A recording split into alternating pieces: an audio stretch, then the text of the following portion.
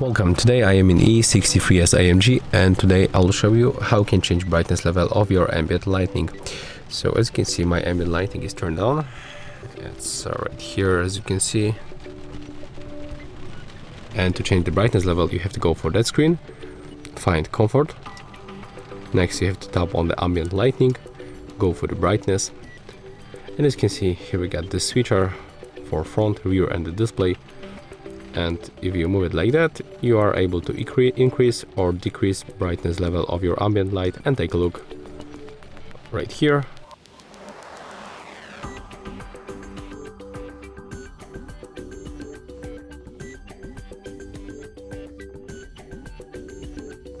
As you can see, it works. When you tap right here for the brightness zones, you are also able to set it up manually for front, rear and also for the display. And here we got the preview how it's going to change. If you find this video helpful, remember to leave a like, comment and subscribe.